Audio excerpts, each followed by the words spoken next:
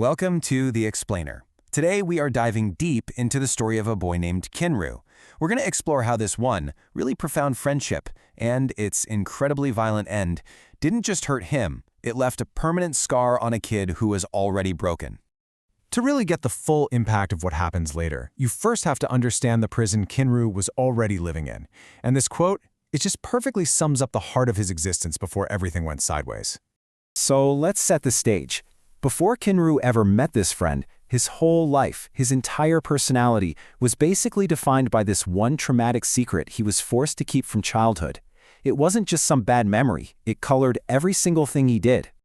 I love this metaphor because it's not just about him keeping a secret, right? It's about a constant, grinding internal war between two fundamental parts of who he is. And here's what that war looked like. On one hand, you have this gentle part of him that just wants to protect his brother, to keep everyone safe. But on the other hand, you have the part of him that's literally being destroyed by the silence. He was stuck, completely trapped between loyalty and just trying to survive.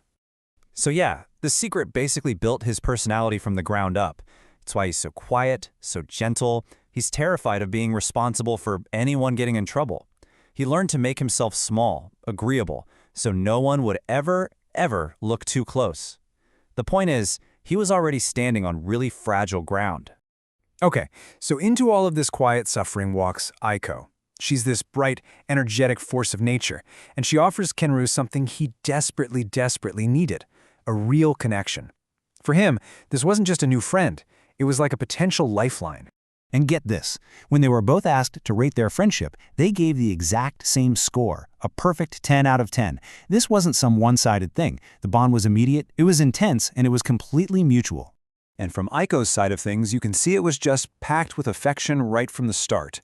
She saw his gentle, quiet nature, and she didn't just accept it, she completely embraced it. It's what drew her in.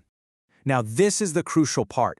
Even behind her fake Aiko persona, the real person, Yamiko, admits that her feelings of friendship became totally real. So for Kinru, a guy whose whole life was built on secrets, this little glimmer of hope felt 100% authentic. But all that hope? It was about to be shattered during a murder trial, where the reality of his only friend was just dismantled, piece by painful piece right in front of him. The one stable, good thing in his life just started to completely crumble. It all started with this, just a simple suspicion. Classmates start connecting Aiko to the crime scene, and just like that, the first cracks in the foundation of their friendship start to show. And pretty quickly it escalates. It's not just about what she did anymore, it's about who she is. Her entire identity is under attack. You have to imagine how terrifying this was for Kinru, being thrown back into a world of lies he knew all too well. And there it is. That's the turning point.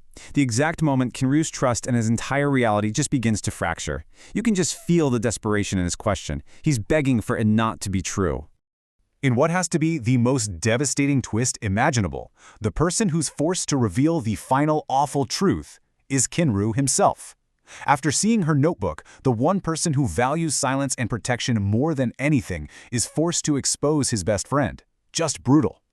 So in these strange few moments after the verdict, but before the execution, this really weird but sincere farewell takes place. It's this tiny island of truth that confirms their friendship was real, even if her identity wasn't.